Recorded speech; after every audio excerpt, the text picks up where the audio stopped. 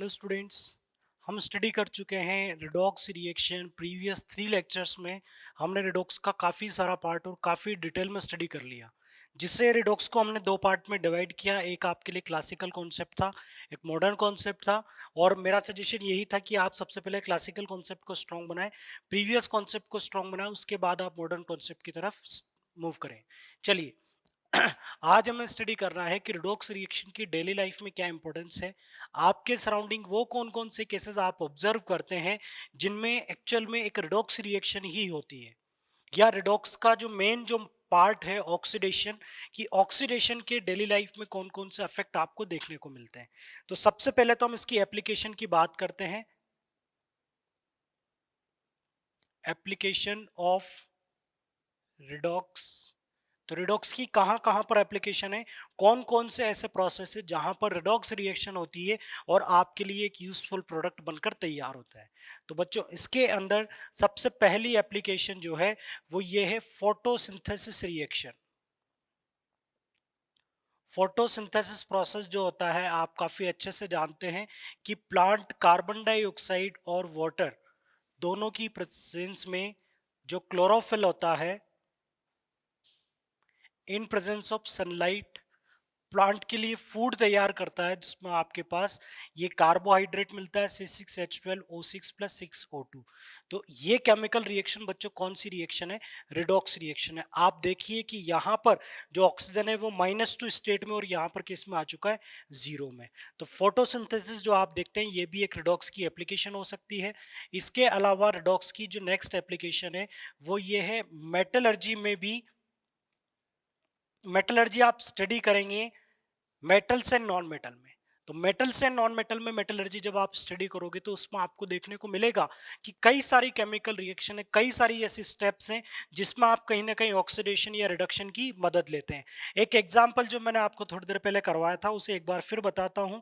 Fe2O3 और aluminium iron को अलग करने के लिए हम Fe2O3 और एल्यूमिनियम को रिएक्ट करवाते हैं तो हमें मिलता है Al2O3 Fe। इसे बच्चों बोला जाएगा, जब आप बाद में स्टडी करेंगे तो इसे हम बोलेंगे थर्माइट प्रोसेस। ये रेलवे ट्रैक जॉइनिंग में काम में आता है। बट मेटलर्जी में आयरन ऑक्साइड को आयरन बनाने के लिए हम इस मेथड को काम में लेते हैं। मेटलर्जी का मतलब मेटल को निकालने के लिए जो स्टेप्स आप फॉलो करते हैं उस कंप्लीट प्रोसेस को मेटलर्जी बोला जाता है। तो Fe2O3 से आयरन निकालने के लिए आपने उसमें क्या डाला? एल्यूमिनियम। और ये रिएक्शन भी बच्चों कौन सी रिएक्शन है? रिडॉक्स रिएक्शन है। Next application in production of chemicals.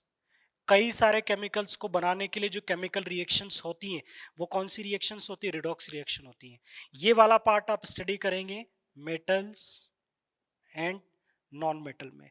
मैं वही एग्जांपल्स बच्चों ज्यादातर आपके साथ डिस्कस करूंगा जो कहीं ना कहीं आपको दोबारा फेस करने को मिलेंगे, ताकि वो एग्जांपल आपके लिए आसान हो जाए। तो केमिकल प्रोडक्शन में आप स्टडी करेंगे एक्वस NaCl का इलेक्ट्रोलाइसिस। तो यहाँ पर इलेक्ट्रिसिटी की प्रेजेंस में जो एक्वस NaCl है ये कन्वर्ट हो जाता है NaOH H2 और Cl2। आप देख सकते हैं कि क्लोरीन यहाँ पर बहुत अच्छे ब्लीचिंग एजेंट का काम करती है। बहुत यूजफुल गैस जो ब्लीचिंग पाउडर बनाने के काम में आती है वो गैस यहाँ पर बनती है। सोडियम हाइड्रोक्साइड जिसके कई सारे यूजेस होते हैं, एक स्ट्रॉन्ग एल्कली, एक स्ट्रॉन्ग बेस आपको मिलता है। साथ में हाइड्रोजन गैस जो कि बहुत अच्छी गैस है, जिसकी कैलोरीफिक वैल्यू बहुत ज़्यादा है, बहुत अच्छा फ्यूल है। ये 3 यूजफुल प्रोडक्ट आपको इस रिडॉक्स रिएक्शन से मिलते हैं। तो बच्चों, ये भी एक रिडॉक्स रिएक्शन है जिसमें आपको ये सारे यूजफुल प्रोडक्ट मिले हैं। इसके अलावा और कहाँ कहाँ पर आप रिडॉक्स देख सकते हैं? तो जो इलेक्ट्रोकेमिकल सेल होते हैं या इलेक्ट्रोकेमिकल बैटरीज होती हैं, तो आप जब स्टडी करेंगे इलेक्ट्रोकेमिस्ट्री, ये वाली इक्वेशन आप स्टडी करेंगे एसिड बेस एंड सॉल्ट में। और आप इलेक्ट्रोकेमिकल जो केसेस के बारे में आप स्टडी करेंगे इलेक्ट्रोकेमिस्ट्री में क्लास 12th में। तो बच्चों वहां पर आपको देखने को मिलेगा कि वो जो बैटरी बनाई जाती है जो केमिकल चेंजेस से इलेक्ट्रिकल एनर्जी प्रोड्यूस करती है, आपको पता है बैटरीज के अंदर केमिकल होते हैं और आपको मिलती है इलेक्ट्रिकल एनर्जी। तो वो जो केमिकल्स होते हैं उनके बीच में होने वाली रिएक्शन बच्चों कौन सी रिएक्शन होती है? रिडॉक्स रिएक्शन होती है, जिससे आपको क्या मिलती है? इलेक्ट्रिकल एनर्जी मिलती है। इसके अलावा रिडॉक्स का एक इंपॉर्टेंस ये भी है कि आप स्टोइकियोमेट्रिक कैलकुलेशन करते हैं, टाइट्रेशन स्टडी करते हैं, ये भी आपको फर्दर क्लासेस में स्टडी करने को मिलेगा। टाइट्रेशन का मतलब बच्चों ये होगा कि कई बार क्या होता है कि हमें किसी सॉल्यूशन की कॉन्सेंट्रेशन या किसी पर्टिकुलर सब्सटेंस के फॉर्मेशन को आइडेंटिफाई करने के लिए कलर में चेंज ऑब्जर्व करना पड़ता है, एक रिडॉक्स रिएक्शन को फॉलो करना पड़ता है। तो वो सारे केसेस आप बाद में स्टडी करेंगे, अभी केवल इतना जान लें कि ये कुछ मैंने केसेस आपको बताए हैं जहां पर रिडॉक्स बहुत ज्यादा इंपॉर्टेंट है, या ये सारे केसेस रिडॉक्स रिएक्शन की वजह से ही होते हैं। तो आप ये सारे केसेस फिर से स्टडी करेंगे, बट जो इक्वेशंस मैंने लिखी है उन्हें आप अभी से लर्न कर लें, क्योंकि ये इक्वेशन बाद में भी आने वाली है क्लास 10th में। अब एप्लीकेशन के बाद हमें स्टडी करना है कि और कहां कहां पर रिडॉक्स आपको देखने को मिलता है। कुछ केसेस में ये हार्मफुल भी हो सकता है, बट उससे पहले मैं एक क्वेश्चन आपको करवाता हूं, या हमारा जो प्रीवियस कंटेंट है, लास्ट 3 लेक्चर में जो कंटेंट आपने पढ़ा उसकी प्रैक्टिस हम करते हैं। तो बच्चों ये कुछ इक्वेशंस हैं। फर्स्ट इक्वेशन है आपके पास Fe प्लस CuSO4, प्रोडक्ट आपको मिलेगा FeSO4 plus Cu। Second equation है 2Mg plus O2, it will give 2MgO। Third equation calcium carbonate का decomposition, it will give CaO plus CO2। Next equation आपके पास हो सकती है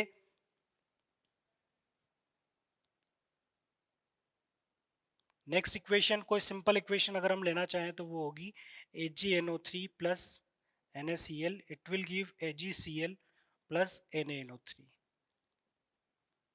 clear?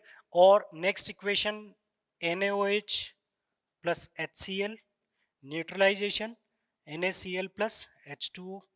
Next equation 2H2O gives 2H2 plus O2। मेरा question ये है कि आपको पता करना है कि क्या ये सारी रिएक्शन रिडॉक्स है, या फिर इनमें से कौन कौन सी रिएक्शन रिडॉक्स है और कौन कौन सी रिएक्शंस नॉन रिडॉक्स है। कई बार ऐसा क्वेश्चन भी एग्जाम में आता है that you have to identify that which of the following reaction is non redox reaction. इसलिए ये केस आपके साथ डिस्कस करना जरूरी था। तो एक बार हम फर्दर कंटेंट को स्टडी करने से पहले इसमें देखते हैं कि कहां पर रिडॉक्स है और कहां पर रिडॉक्स नहीं है। तो बच्चों एक हिंट आपके लिए ये है, जब किसी केमिकल रिएक्शन में कोई पर्टिकुलर सब्सटेंस एलिमेंटल फॉर्म में है तो डेफिनेटली वो रिएक्शन कैसी होती है? रिडॉक्स होती है। तो अब आप देखो कि यहां पर आयरन कंबाइंड स्टेट में भी और आयरन फ्री स्टेट में भी है, मतलब ये रिएक्शन कैसी रिएक्शन होगी? रिडॉक्स रिएक्शन होगी। यहां पर मैग्नीशियम और ऑक्सीजन फ्री स्टेट में भी और कंबाइंड स्टेट में भी है, तो ये रिएक्शन कैसी होगी? Redox reaction. अब इस केस में सब कंबाइंड स्टेट में, तो हम कैसे पता करें कि रिडॉक्स होगी या नहीं होगी? तो अब आप यहां पर ऑक्सीडेशन नंबर निकाल लीजिए। तो ऑक्सीडेशन नंबर निकालें कैल्शियम कार्बोनेट में तीनों एलिमेंट के। यहां पर हम इसे कर लेते हैं। कैल्शियम कार्बोनेट में आपको पता होना चाहिए कैल्शियम सेकंड ग्रुप का एलिमेंट है, +2 होगा, मैंने आपको लास्ट क्लास में बताया था। कार्बोनेट का जो ऑक्सीजन है वो -2 होता है, ये भी कंफर्म है। और कार्बोनेट का जो कार्बन है वो +4 होता है। आप चाहे तो x मानकर, x कंसिडर करके निकालिएगा तो कार्बन का ऑक्सीडेशन नंबर कितना आएगा? +4 आएगा। चलिए second case calcium oxide. Calcium oxide में ऑक्सीजन -2 और कैल्शियम कितना होगा? +2, क्योंकि calcium always +2। CO2 carbon dioxide, तो ऑक्साइड है तो ऑक्सीजन तो -2 और कार्बन कितना होगा? +4।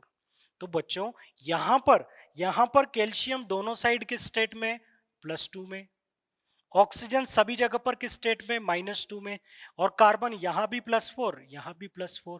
किसी का ऑक्सीडेशन नंबर चेंज ही नहीं हुआ, ना तो कैल्शियम का ऑक्सीडेशन नंबर चेंज हुआ है, ना कार्बन का चेंज हुआ, ना ऑक्सीजन का चेंज हुआ।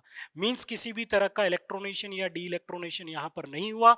तो ऐसी रिएक्शंस को बच्चों क्या बोला जाएगा? Non redox reaction. Clear? Next example में भी आप इसी तरह से ट्राई करें। AgCl में ये देखो पूरा का पूरा नाइट्रेट है, यहां भी पूरा का पूरा नाइट्रेट है।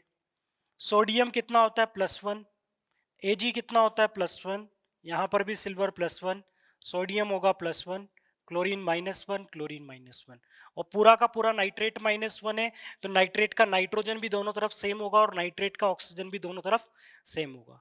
तो आप बच्चों देख रहे हैं कि यहाँ पर भी किसी का ऑक्सीडेशन नंबर चेंज नहीं हुआ है, तो ऐसी रिएक्शन को बच्चों क्या बोला जाएगा, these are non redox reaction. तो ऐसा नहीं कि दुनिया में जितनी भी केमिकल रिएक्शंस होती हैं वो रिडॉक्स होती हैं, कुछ ऐसी केमिकल रिएक्शंस भी होती हैं जो रिडॉक्स रिएक्शन नहीं हो सकती। नेक्स्ट न्यूट्रलाइजेशन की बात करें तो न्यूट्रलाइजेशन में देखिए सोडियम का दोनों तरफ स्टेट क्या होगा, सोडियम एल्कली मेटल हमेशा +1 में ही कंबाइन होगा, क्लोरीन क्लोराइड की फॉर्म में हमेशा -1 में ही कंबाइन होगा, हाइड्रोजन नॉन मेटल के साथ +1 में ही होगा, और ऑक्सीजन क्या होगा -2, हाइड्रोक्साइड का ऑक्सीजन -2 और हाइड्रोजन +1। तो इस इक्वेशन में भी सबके ऑक्सीडेशन स्टेट रिएक्टेंट और प्रोडक्ट साइड में सेम है, तो ये भी बच्चों कौन सी रिएक्शन होगी, नॉन रिडॉक्स। नेक्स्ट देखिए 2H2O हाइड्रोजन +1 और ऑक्सीजन -2, यहां पर हाइड्रोजन 0 ऑक्सीजन 0, तो ये रिएक्शन कैसी होगी बच्चों, रिडॉक्स रिएक्शन। या आप ऐसा बोल सकते हैं कि यहाँ पर आपको कंबाइंड से एलिमेंटल फॉर्म मिल रही है, यहाँ पर हाइड्रोजन कंबाइंड था, यहाँ पर फ्री है, तो ये डेफिनेटली क्या होगी, रिडॉक्स रिएक्शन होगी। तो यहाँ से बच्चों एक कंक्लूजन निकल कर आ जाता है, वो कंक्लूजन ये है that all double displacement reactions are non redox reaction.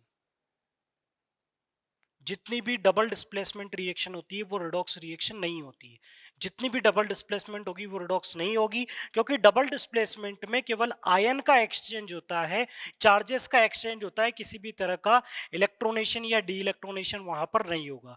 इसलिए डबल डिस्प्लेसमेंट को आप यहाँ पर क्या बोलेंगे, नॉन रिडॉक्स रिएक्शन। चलिए बच्चों इसी के साथ आप इस एग्जाम्पल को भी ट्राई करें।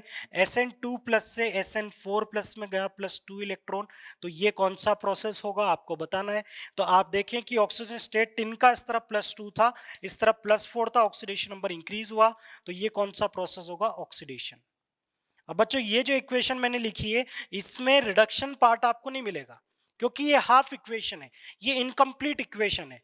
तो इनकम्प्लीट के अंदर ही आपको ऑक्सीडेशन या रिडक्शन अलग अलग मिल सकते हैं, अदरवाइज कंप्लीट इक्वेशन होगी तो उसमें ऑक्सीडेशन के साथ साथ आपको रिडक्शन भी मिलेगा।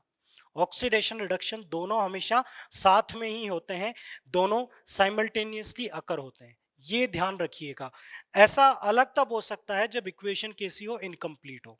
चलिए अब हम बात करते हैं ऑक्सीडेशन मींस रिडॉक्स की एप्लीकेशन आपने स्टडी की, और काफी इंटरेस्टिंग पार्ट आपने देखा कि आपके पास फ्यूल बनाने के लिए या बैटरीज में या प्रोडक्ट बनाने के लिए रिडॉक्स रिएक्शन की काफी ज्यादा इंपॉर्टेंस होती है।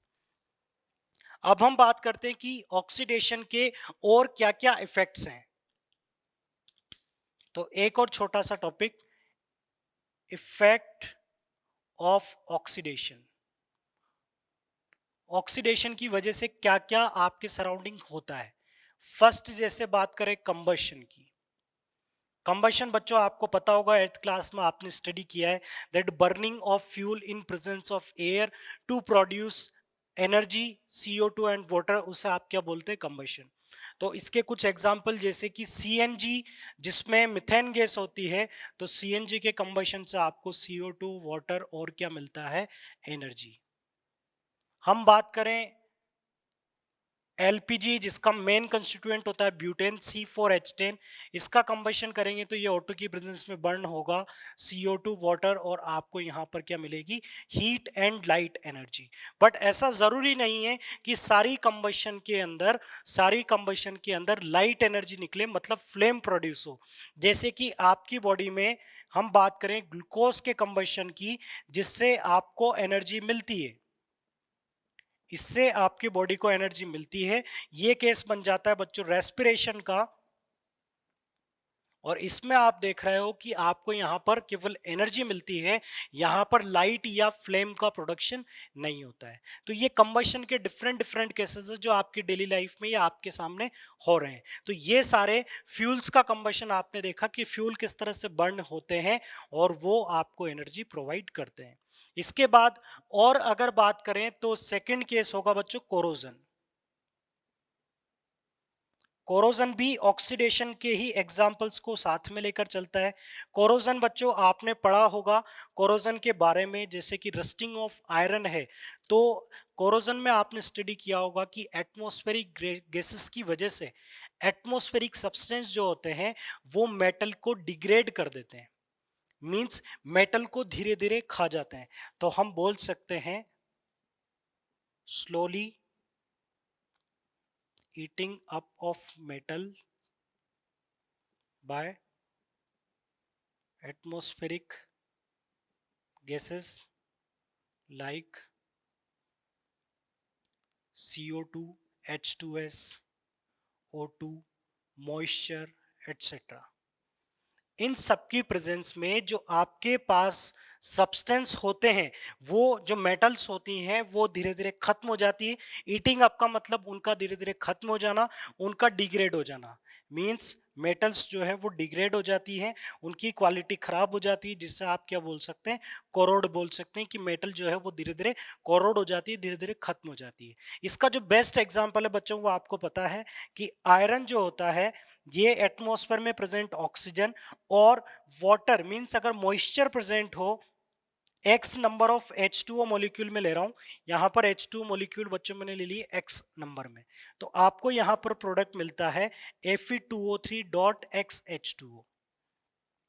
यहां पर H2O इसके क्रिस्टल में प्रेजेंट है, तो बच्चों इसे बोला जाता है हाइड्रेटेड फेरिक ऑक्साइड।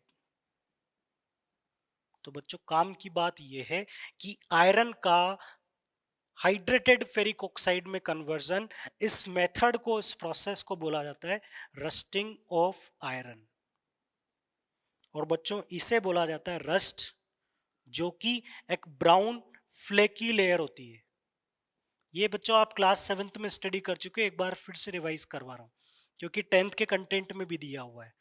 तो आयरन पर आपने देखा होगा कि आप फ्रेश आयरन लाते हो, कुछ टाइम बाद उस पर एक लेयर बन जाती है, brown layer, flaky layer. Flaky का मतलब जिसे आप थोड़ा सा टच करते हो तो वो टूटना स्टार्ट हो जाती है।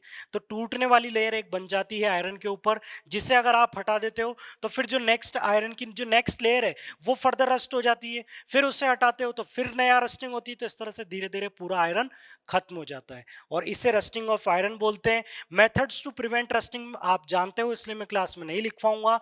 आयरन की रस्टिंग को रोकने के लिए आप आयरन की पेंटिंग करें, इस पर पेंट लगाएं, ऑयल लगाएं, ग्रीसिंग करें, या इस पर जिंक की कोटिंग कर दें, जिसे क्या बोला जाता है, गैल्वेनाइजेशन बोला जाता है। तो आयरन रस्टिंग प्रिवेंशन के कई सारे मेथड्स हैं जो आप पहले भी स्टडी कर चुके हो। हम बात करते हैं नेक्स्ट मेटल के कोरोजन की। ये था आयरन का कोरोजन। सिमिलरली कॉपर का भी कोरोजन आपको देखने को मिलता है। तो आयरन कोरोजन आपने 7th में पढ़ा, कॉमन केस था। कॉपर कोरोजन की बात करते हैं बच्चों। कॉपर जो है वो कौन कौन से सब्सटेंस अफेक्ट होता है, ध्यान रखिएगा बच्चों। कॉपर कार्बन डाइऑक्साइड और वाटर दोनों से ही अफेक्ट होता है। एटमॉस्फेयर में प्रेजेंट CO2 किसे अफेक्ट करती है, कॉपर को। और किस तरह से अफेक्ट करती है कि आपको जो प्रोडक्ट मिलता है वहां मिलता है copper carbonate dot copper hydroxide. इसे कंप्लीटली हम बोलेंगे बेसिक कॉपर कार्बोनेट। बच्चों बड़ा ही अच्छा केस है और ये ग्रीन कलर की कोटिंग बना लेता है। अब आपको मैं याद दिलाता हूं कि कॉपर के जो कंटेनर्स होते हैं, आजकल डेली लाइफ में आपको कॉपर कंटेनर देखने को बहुत कम मिलते हैं, बट पहले कॉपर के कंटेनर यूज में लिए जाते थे, जिनमें अगर आप देखेंगे तो कॉपर कंटेनर पर ग्रीन कलर की एक कोटिंग आपको नजर आती थी। तो वो कॉपर के कोरोजन से जो लेयर बनती थी उस लेयर को क्या बोला जाता था, बेसिक कॉपर कार्बोनेट। वो ग्रीन कलर की कॉपर की कोरोड लेयर होती थी। अब आगे आप एसिड बेसन सॉल्ट में स्टडी करोगे कि कॉपर के कंटेनर को लेमन से रब करने पर, नींबू से साफ करने पर वो बहुत ज्यादा शाइन करना स्टार्ट कर देते हैं। तो बच्चों लेमन से हम इस लेयर को हटा पाते हैं, क्योंकि जो लेमन होता है इसके अंदर क्या होता है बच्चों, एसिड होता है। अब इसके अंदर एसिड होता है और इसका नेचर कैसा है, बेसिक, तो एसिड बेस को न्यूट्रलाइज करेगा और ये लेयर वाटर में डिसॉल्व होकर वहां से रिमूव हो जाएगी। तो इस लेयर को हटा दोगे तो ऑब्वियस सी बात है कि जो कॉपर की कोरोड लेयर है वो हट गई, तो अब शाइनी लेयर अपीयर होगी, तो मेटल आपको नई नजर आएगी। तो इस तरह से कॉपर की क्लीनिंग की जाती है एसिड से। बट आप समझिए कि कॉपर का कोरोजन किस तरह से होता है। ये कॉपर का केस था। इसी तरह से एक सिल्वर का एग्जाम्पल है, सिल्वर का कोरोजन कैसे होता है। आप मार्केट से नया सिल्वर लेकर आते हैं, फ्रेश चांदी लेकर आते हैं और कुछ टाइम बाद देखते हैं कि वो थोड़ी थोड़ी डल हो जाती है, ब्लैक हो जाती है। मीन्स एक ब्लैक लेयर डिपॉजिट हो जाती है और उसे क्लीन करने पर वो ब्लैक लेयर साफ होती है, तो फिर से फ्रेश जो सिल्वर है वो अपीयर हो जाती है। बट इसमें होता क्या है, सिल्वर को अफेक्ट करने वाली एटमॉस्फेरिक गैस कौन सी होती है, हाइड्रोजन सल्फाइड, जिससे रोटन एक जैसी स्मेल आती है। तो सिल्वर को अफेक्ट कौन करता है, H2S, और ये प्रोडक्ट बनाता है Ag2S प्लस H2। इसे बच्चों बोला जाता है सिल्वर सल्फाइड, और सिल्वर सल्फाइड का कलर होता है ब्लैक। तो इसकी वजह से सिल्वर थोड़ी सी ब्लैक हो जाती है और इस प्रोसेस को बोला जाता है blackening of silver. Means silver का काला पड़ जाना। तो सिल्वर जो है उस पर ब्लैकनिंग हो जाती है सिल्वर सल्फाइड बनने की वजह से, H2S गैस की वजह से। तो ये तीन मेटल के कोरोजन मैंने आपको बताया। इसके बाद एक स्पेशल केस कोरोजन का मैं डिस्कस करूंगा, एक स्पेशल मेटल के लिए, जो कि होता है एल्यूमिनियम।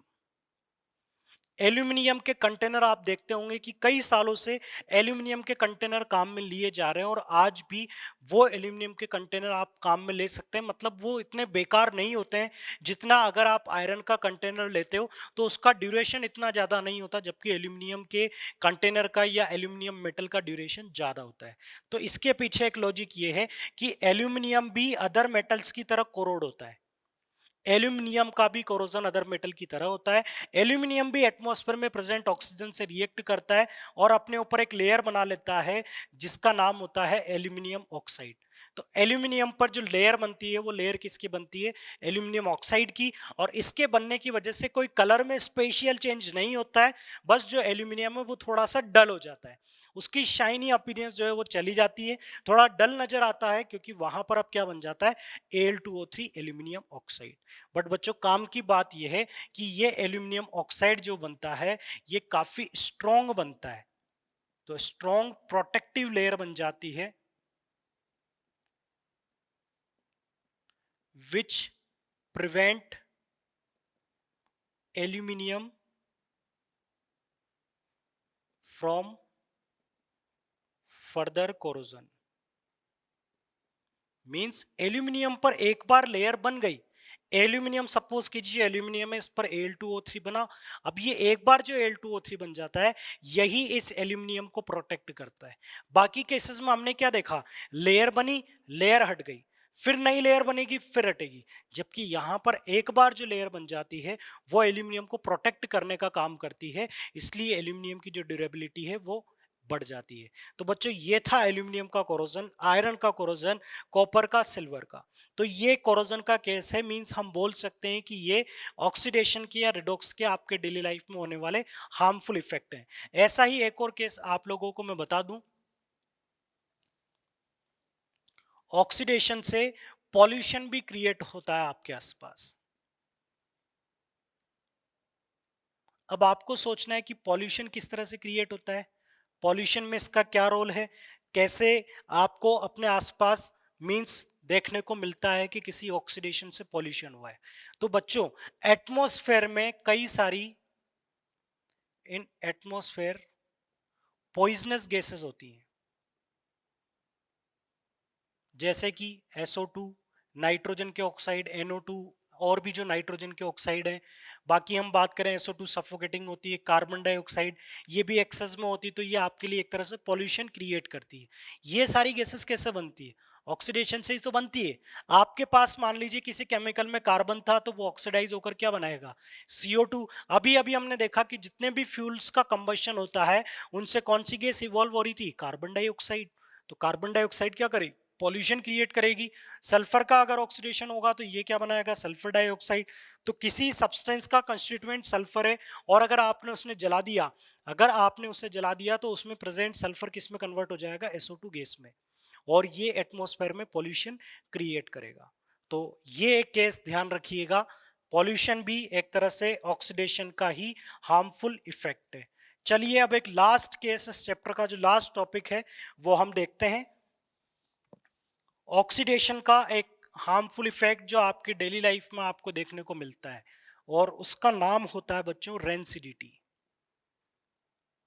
नाम आपने नहीं सुना होगा, बट ये जो इफेक्ट है ये आप सबके साथ या आप सबने अपने डेली लाइफ में देखा होगा कि कई बार टिफिन में आप खाना रख देते हो और कई दिनों तक अगर वो खाना उस टिफिन में रह जाए और जैसे आप उसे बाहर निकालते हो तो आपको उस फूड मटेरियल से एक बैड स्मेल और उसका जो टेस्ट होता है वो बिल्कुल चेंज हो जाता है और एक अनप्लीजेंट स्मेल उससे आती है, जिससे आप ऐसा बोलते हैं कि आपका फूड मटेरियल खराब हो चुका है, वो सड़ चुका है। और इसी कंडीशन को बच्चों क्या बोला जाता है, रेंसिडिटी। इसी कंडीशन को बच्चों क्या बोला जाता है, रेंसिडिटी बोला जाता है। तो बच्चों आपको ये जानना है कि रेंसिडिटी क्या होता है और आपकी डेली लाइफ में रेंसिडिटी कैसे होती है और आप उसे कैसे प्रिवेंट कर सकते हैं। तो रेंसिडिटी को हम डिफाइन करेंगे, the condition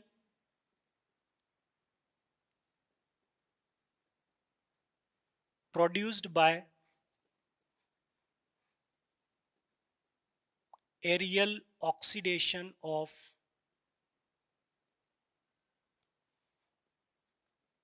fats and oils present in food marked by। आपको कैसे पता चलेगा कि जो आपके पास फूड मटेरियल है वो ऑक्सीडाइज हो चुका है। एरियल ऑक्सीडेशन का मतलब है कि जो एयर के अंदर O2 प्रेजेंट है, इससे आपका फूड मटेरियल ऑक्सीडाइज हो चुका है। बट आपको कैसे पता चलेगा, it will marked by unpleasant smell and bad taste. जो फूड मटेरियल है उसकी स्मेल चेंज हो जाएगी, उसका टेस्ट चेंज हो जाएगा, तो आपको पता चलेगा कि आपका जो फूड मटेरियल है वो उस कंडीशन पर आ चुका है कि अब आप उसे फर्दर नहीं खा सकते हैं या वो बेकार हो चुका है। और उस कंडीशन को क्या बोलते हैं, रेंसिडिटी, जिसे बच्चों हिंदी में बोला जाता है विकृति गंधीता।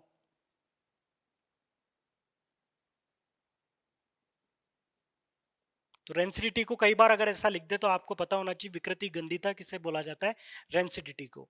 तो क्लियर, रेंसिडिटी वो कंडीशन जो एरियल ऑक्सीडेशन की वजह से होती है। तो सबसे पहले तो ये जान ले कि रेंसिडिटी के होने के कारण क्या है, कि अगर हमारा फूड मटेरियल एयर में प्रेजेंट ऑक्सीजन के साथ अगर बहुत ज्यादा कॉन्टेक्ट में, तो वो बहुत जल्दी खराब हो जाएगा, इसमें कोई डाउट वाला बात नहीं है।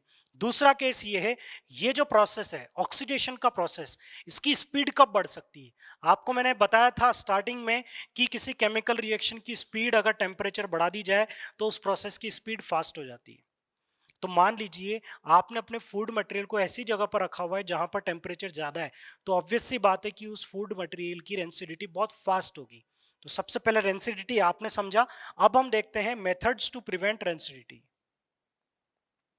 मेथड्स टू प्रिवेंट रेंसिडिटी, हम रेंसिडिटी को कैसे कम कर सकते हैं या कैसे रोक सकते हैं।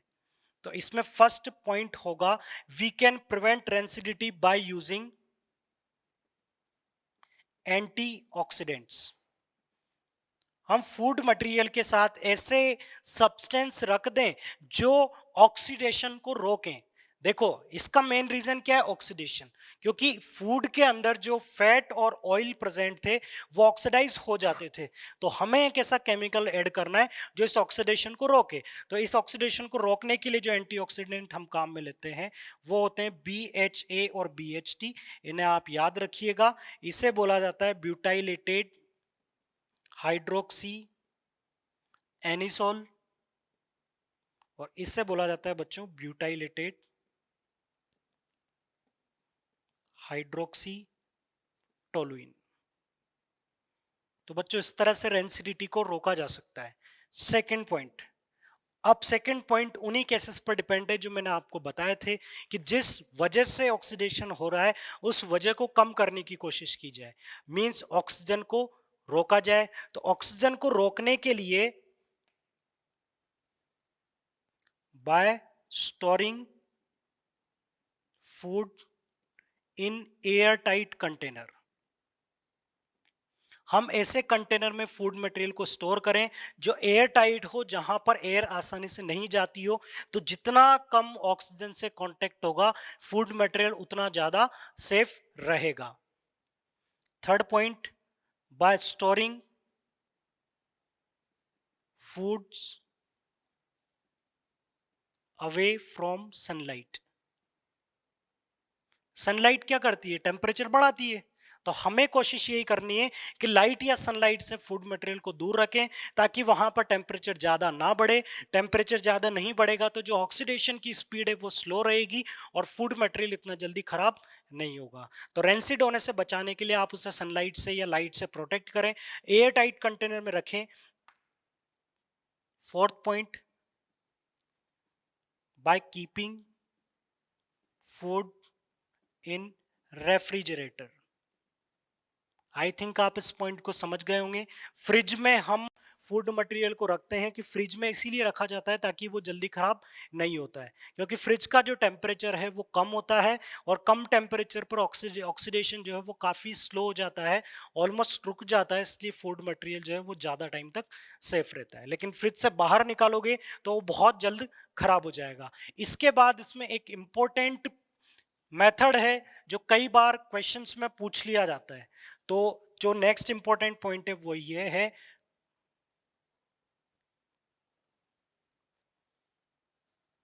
Bye flushing with nitrogen gas.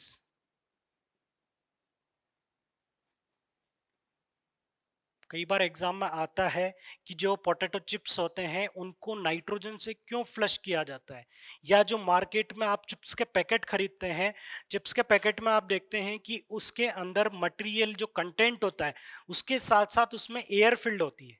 Means वहां पर कौन सी गैस फिल्ड होती है बच्चों? Nitrogen gas.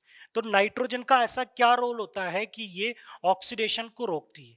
तो पहली चीज तो नाइट्रोजन ने वहां पर जो स्पेस था उसे ऑक्यूपाई कर लिया, तो वहां पर ऑक्सीजन का अमाउंट क्या हो जाएगा? बहुत कम हो जाएगा। तो आपने नाइट्रोजन ने क्या किया? ऑक्सीजन के कांटेक्ट को ब्रेक कर दिया, तो फूड मटेरियल ऑक्सीजन के कांटेक्ट में नहीं आ पाएगा, पहला पॉइंट। दूसरा पॉइंट ये है कि नाइट्रोजन जो है ये खुद रिएक्ट नहीं करती है, तो ये खुद तो फूड मटेरियल को कोई नुकसान पहुंचाएगी नहीं। तो नाइट्रोजन खुद रिएक्ट नहीं करता और ना ऑक्सीजन को रिएक्ट करने देता है, ये इसका इंपॉर्टेंट पॉइंट है। मींस फूड मटेरियल के आसपास का जो एटमॉस्फेयर है वो कैसा हो जाएगा? अनरिएक्टिव हो जाएगा। तो ऑक्सीजन वहां पर रिएक्ट भी नहीं कर पाएगा, स्पेस जो है वो नाइट्रोजन ऑक्यूपाई कर चुका होगा। इसी वजह से जितने भी मटेरियल होते हैं जो मार्केट में पैकेट सप्लाई किए जाते हैं उनमें नाइट्रोजन की फ्लशिंग की जाती है।